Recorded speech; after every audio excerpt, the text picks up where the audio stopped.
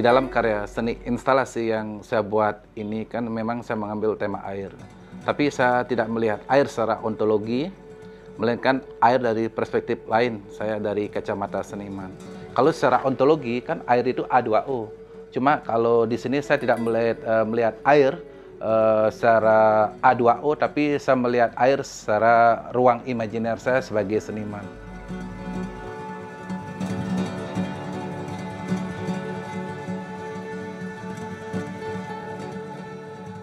Ya, di dalam karya seni instalasi yang saya buat ini ya dengan judul Mengeringkan Air.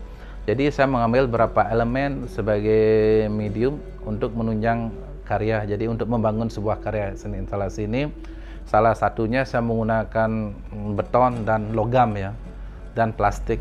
Jadi dalam visual ini kan saya menghadirkan pilar-pilar beton, di mana setiap pilar beton itu saya sisipkan gantungan baju angger yang terbuat dari logam yang saya kasih warna. Habis itu di dalam setiap gantungan-gantungan baju itu saya gantungkan plastik yang berisi air. Setiap plastik-plastik itu saya tuliskan kata air dari setiap daerah di Nusantara. Mungkin ada sekitar 50-an lebih lah.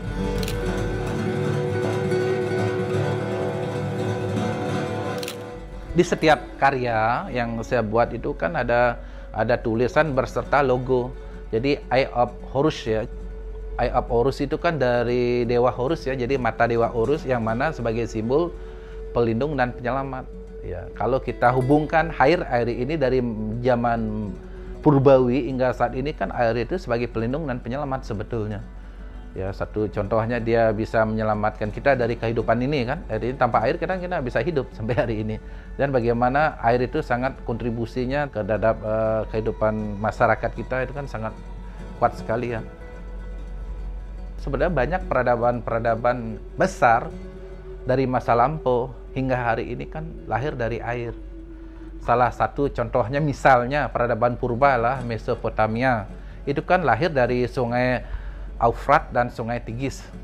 Jadi artinya bahwa kedua sungai itu melahirkan kerajaan Babilonia. Habis itu sungai Yangtze atau sungai Kuning melahirkan peradaban Cina. Termasuk dari sejarah Nusantara seperti Mojopahit kan terlahir juga dari sungai Berantas. Artinya dimanapun ada sumber-sumber air atau aliran sungai, di sana pasti lahir peradaban. Jadi planet bumi kalau kita berbicara selama masih ada air ya kehidupan itu pasti tetap ada. Tapi kalau air selesai ya selesai peradaban ini, termasuk planet ini juga selesai. Itu artinya bahwa karya-karya yang saya buat dengan pilar-pilar itu sebagai bahasa hari ini bahwa minimnya kesadaran kita sebagai umat manusia untuk investasi air. Itu sih bahasanya. Artinya kebiasaan kita hanya menghabiskan air, tidak pernah berpikir bagaimana air yang kita pakai sehari-hari ini sebetulnya harus kita kembalikan lagi ke alam. Kebanyakan kita lebih interest, lebih tertarik, lebih sadar untuk investasi pilar-pilar beton ketimbang namanya investasi pohon, artinya menanam pohon. Itu hampir kesadaran itu nggak ada. Jadi lebih mudah kita untuk menanam pilar daripada kita menanam pohon. Itu sih satir dari karya itu.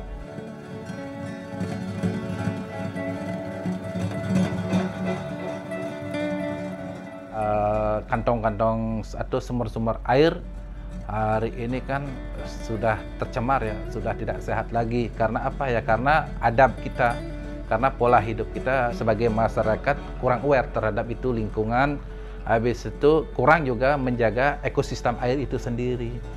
Makanya saya meyakini bahwa di masa yang akan datang betul-betul dunia ini akan krisis pada air bersih.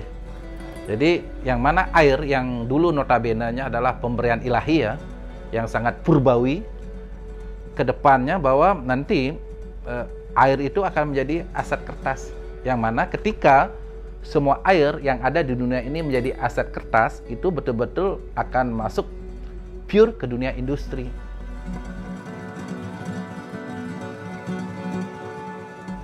Angka 3 yang saya buat di dalam karya seni instalasi ini sebagai penanda atas pasal-pasal tersebut. Bunyinya yang mana kan kekayaan alam, air kan semuanya dikuasai oleh negara. Jadi di sini saya ingin mempertegas yang mana kekayaan alam apapun jangan sampai ke depannya menjadi ranahnya itu privatisasi. Artinya tolong dong ditegakkan kembali, jangan sampai pasal tersebut miring. Terus jangan sampai juga pasal-pasal tersebut hanya sebagai sebatas pajangan dan lip service. Jangan sampai justru dengan adanya swastanisasi atau privatisasi terhadap kekayaan alam ini, justru masyarakat tidak memperoleh kesejahteraan seperti apa yang dibunyikan di dalam pasal 33 tersebut.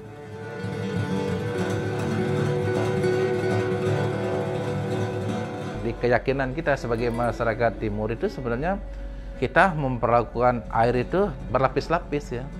Mungkin bagi orang yang mendalami dunia spiritual, dia menganggap air itu adalah hal yang satu yang sangat istimewa, suci kan gitu. Dan begitu juga sebaliknya. Ketika orang yang memiliki kapital mungkin masuk ke dalam industri, ya air memiliki keuntungan secara finansial gitu.